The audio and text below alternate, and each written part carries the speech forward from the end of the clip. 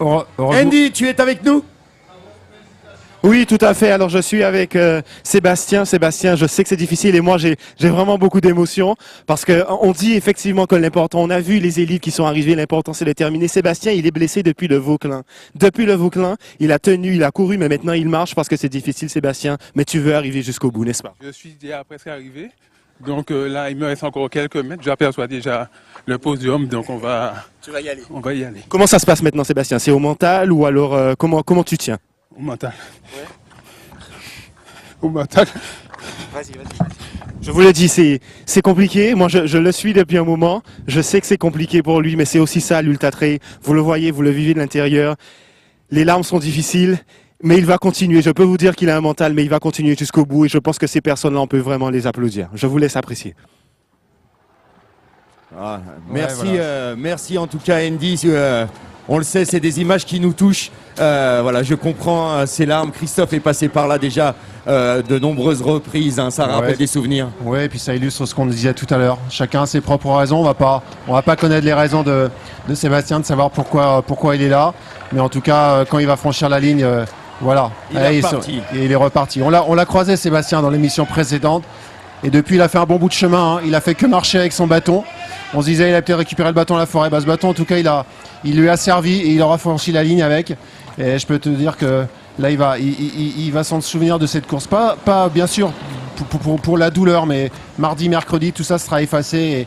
Et il en sortira grandi parce qu'il sait ce qu'il peut faire et jusqu'où il peut aller. Et là, il a largement dépassé ses limites et il ira encore plus loin et il reviendra sur la Transmartinique, ça c'est sûr. Voilà, pour lui, ça sera tout simplement une victoire personnelle. Andy l'a dit, on a parlé des élites, les élites qui nous ont offert un superbe podium hier soir. Et puis dans le trail, il y a le droit de marcher. C'est ça qui est chouette.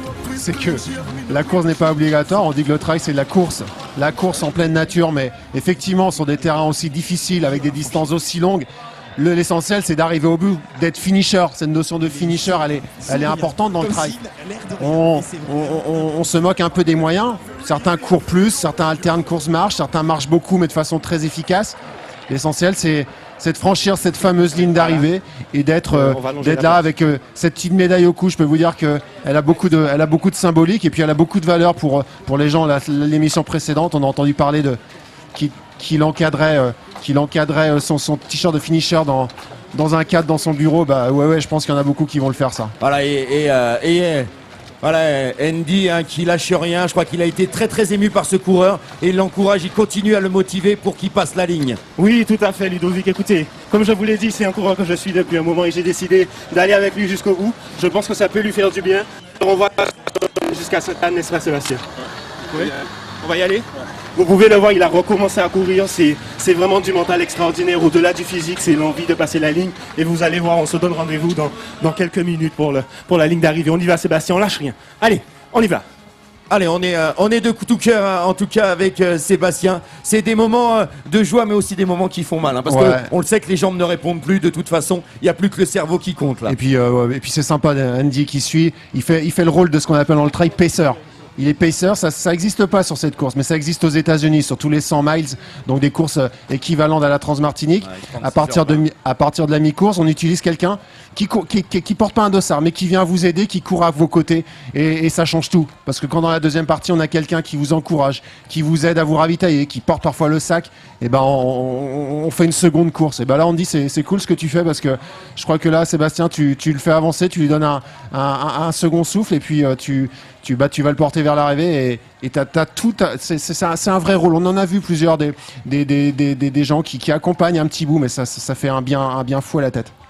Voilà, on est de nouveau, une nouvelle fois, dans ces notions de partage, de joie, de dévouement, de dépassement.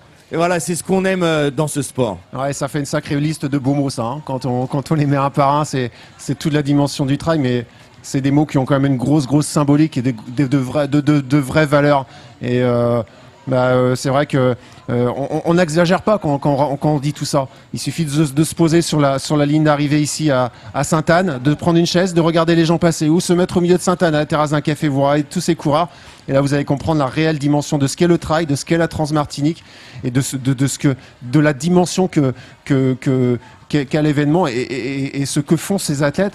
Des athlètes qui sont en grande forme, mais ce sont des athlètes que l'on croise dans la rue. C'est des gens qui se donnent les moyens, mais qui peuvent arriver. Tout le monde peut le faire. Il faut se dire ce ne sont pas des surhommes, ce sont des gens qui s'entraînent, qui se donnent les moyens, qui veulent aboutir et qui veulent un projet, et ils y arrivent. Et je crois qu'on en a plein d'exemples, des gens qui décident de se mettre au trail. Et souvent, on ne rentre pas de façon anecdotique. Quand le trail, ça vous vous saisit, et ça vous englobe. Je peux vous confirmer. Voilà, c'est toujours un plaisir de se retrouver sur les courses, chacun à son niveau. Et là, on est en train de voir de très très belles choses ici sur cette course de la Transmartinique 2013. Des personnes qui se dépassent, qui en ont fait un objectif de saison. Pour certains, un objectif des 6 mois à venir. Enfin voilà, chacun à son niveau. Et là, on voit que Andy Leporte continue à l'encourager parce que ça devient très très très dur et il en reste encore derrière, on est à 36h20 il me semble, un peu plus, et il reste encore des coureurs qui arriveront ici jusqu'à 20h, 21h sur la plage en direct de Sainte-Anne. Vous pouvez venir encore les rejoindre et venir les applaudir parce qu'ils en ont vraiment besoin. Maintenant, c'est de l'énergie dont ils ont besoin. Tu vois Ludo, tout à l'heure il marchait Sébastien. Et là il est reparti. Il marchait péniblement avec son bâton. Ça y est, il est reparti. Il trottine. Alors oui, vous allez dire il trottine pas très vite. Il faut le trottiner à cette allure-là. Et l'effort de passer. Après 36 heures. Ouais, après 36 heures, on est vraiment dans le dépassement de soi. On est dans quelque. Ouais, on a vu les élites passer. Mais les élites, moi je dis, c'est aussi un gars comme Sébastien parce que il n'y a pas d'élite là, il y a juste des coureurs qui vont, voilà, des hommes, des hommes et des femmes. Tout à fait, exactement. Voilà. Des gens qui vont au bout de ce qu'ils avaient prévu, au bout de leur projet. C'est super. Ouais. Ouais, on est très très très heureux pour eux. Et puis voilà, on a des moyens techniques pour pouvoir les accompagner et découvrir. Pour certains, j'imagine, derrière vos écrans, ce qui est le trail ou l'ultra trail. On est sur 3 courses ensemble, des formats trail, puisqu'on a bien sûr le défi bleu avec ses 58 km et le trail des Caps, 33 km pour démarrer. Et puis bien sûr, ce qu'on appelle la Transmartinique, je vous rappelle, plus de 3 marathons enchaînés. C'est-à-dire 133 km, plus de 5000 mètres de dénivelé. On est à 36 heures de course. C'est juste incroyable ce que sont en train de nous réaliser ces personnes sur un parcours exigeant et avec de fortes chaleurs. Ouais, et puis ce que Sébastien vit, je pense qu'il est sur la Transmartinique, sur le long, mais on peut aussi tout à fait vivre de grosses émotions avec un 33 km, avec un 55. Il n'y a pas de petite course non plus. Il y a la course à sa hauteur et avec ce qu'on est capable de faire. Exactement. C'est-à-dire qu'il n'y a pas, la grande course, la Transmartinique. C'est une belle course. Mais le trail des Caps, la trans, le défi bleu. Le défi bleu, voilà. C'est lui que j'aurais dû faire. Pris le départ, voilà. Christophe. Et c'est des courses. Il vaut mieux se mettre dans la course qui correspond à sa dimension, se prendre du plaisir, aller au bout dans ça, que rechercher une étape trop grande et qui fait qu'on est continuellement dans l'échec. Et voilà, donc se dire déjà de courir 33 km, c'est pas donné à tout le monde comme ça, il faut quand même de l'entraînement. Et puis après, on passe naturellement, c'est-à-dire que les étapes, elles arrivent naturellement et on arrive, comme Sébastien, un jour à faire la Transmartinique. Alors Christophe, c'est quoi le défi bleu? Qu'est-ce que ce course de 58 km? On a fait un parallèle qu'on donnera tout à l'heure sur Eric Lavry, mais c'est quoi le défi bleu? Le défi bleu, c'est 56 km, course que de nuit. Pas que de nuit pour les premiers en tout cas. Oui. Alors en métropole, il y a une course que de nuit comme ça aussi qui s'appelle la Saint-Élion qui avait lieu ce week-end. Voilà, à 0 degré. Là, on a la Saint-Élion des Caraïbes, tu vois. Ils avaient lieu le même week-end et pour avoir fait les deux, pour avoir gagné la Saint-Élion il y a quelques années, on est dans ce même schéma, c'est-à-dire isolé, au milieu de la nature, dans le noir. On voit pas tout, on perçoit des rubalises un peu dispersées. On ressent beaucoup les choses. Là, quand j'étais le long de Macabou sur les plages, c'était incroyable, quoi. Là, on sentait la force de l'océan, on voyait les bouées un peu loin. C'était magnifique. Et c'est une vraie course. C'est-à-dire que quand il faut passer le Mont Vauclin, quand il faut enchaîner tout de nuit dans les bananeraies et tout, ça a une dimension physique. C'est engagé. Et puis on court Je pense que Marc, il nous dira, on peut aussi se dépasser sur un 400 mètres. Il n'y a pas besoin d'aller le plus loin possible. On peut être tout à fait fracassé et démonté sur un 400 mètres, comme on peut l'être sur un 56, un 33 ou un 160. On dose son effort avec ce que l'on a à faire.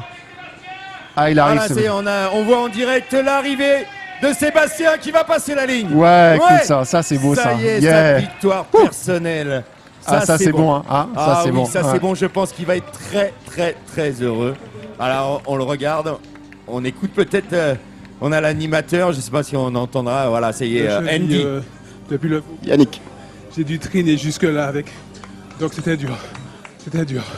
J'ai même versé des larmes, mais voilà, félicitations, magnifique Sébastien, superbe. Voilà, superbe, on a entendu, hein, j'ai versé des larmes, mais j'ai passé la ligne maintenant, il va pouvoir aimer. Viens. Ah, il va venir, ce serait cool, hein, s'il pouvait venir nous voir. Superbe, s'il peut venir nous voir sur le plateau, Sébastien, on aimerait avoir son sentiment sur cette course et son dépassement. Son dépassement personnel, le dépassement de... Ouais, c'est cool, top. Ah, c'est des belles images. Hein. Ouais, c'est une histoire de vie. Il y en aura... il y a eu 700 participants, je crois. 1200 participants. Il y a 1200 histoires. Ouais, c'est ça. Il y a 1200 histoires différentes. Ils vous raconteront que l'un vous racontera que c'était terrible dans le désert des pétrifications. L'autre vous dira que c'était la longue ligne droite des Salines, qu'il a eu un coup de mou ici, un coup de mou là. Au final, chacun a son histoire et ça c'est chouette, quoi. Alors, il arrive sur le plateau. Voilà, il va venir nous rejoindre. Ah, ça c'est assez génial. Voilà, on le laisse pas trop. Voilà. On peut applaudir Sébastien, bien sûr, qui va venir nous rejoindre ici sur le plateau direct de Sainte-Anne. Il l'a fait, son défi personnel. Il est là. Bravo. Sébastien, félicitations. Vraiment très bravo. Super, Sébastien. On va vous laisser vous asseoir si vous pouvez plier les genoux, si vous vous sentez bien. Alors, là, à chaud, maintenant, après avoir passé cette ligne d'arrivée, qu'est-ce qui se passe dans votre tête ? C'est plein d'émotions, hein. Plein d'émotions parce que j'en ai eu tout au long du parcours. Donc ça m'a beaucoup aidé à affronter les moments les plus difficiles. Donc voilà, à chaud, qu'est-ce que je peux dire ? Et content d'avoir enfin franchi la ligne malgré un mal de cheville depuis le Vauclin. Est-ce que vous pouvez vous présenter devant les écrans ? Sébastien, comment ? Vous venez d'où ? Je m'appelle Sébastien Lassource et je viens de la commune du Vauclin. Voilà. Donc le passage de la montagne, ça a été comment ? Terrible. C'est là où je me suis blessé, justement. À la maison ? Voilà. Oui, mais la maison était très embourbée. La maison ne ressemblait pas à la maison. Sébastien, c'est super quand tu es sur le plateau parce que l'émission à 14h, on t'a vu d'hélicoptère et puis on te commentait parce qu'il y avait un bâton. On disait, tiens, il marche avec un bâton, mais c'est un bâton un peu qui est pas ordinaire. Il est pas en carbone, celui-là. Et on s'est dit, il a dû être en détresse, il a dû trouver la forêt. Tu peux nous raconter où tu l'as trouvé, pourquoi tu l'as pris ? J'étais avec un ami, Fred, que je remercie beaucoup parce qu'il m'a beaucoup aidé. Voilà. Super, mais tu peux, nous les larmes d'un homme, il n'y a rien de plus beau dans le sport. Tu t'es dépassé et tu penses à Fred. Rassure-toi, c'est très très honorable et nous on est très très fiers de toi et de ce que tu viens de réaliser. On va te laisser récupérer, mais ça c'est des images, Christophe, qu'on a l'habitude de voir dans ce sport. On se dépasse et il y a un moment, le corps lâche, le corps craque parce qu'il a été au bout de lui-même. Et là il y a plein d'images, de scénarios. Il a sa propre histoire, tout simplement.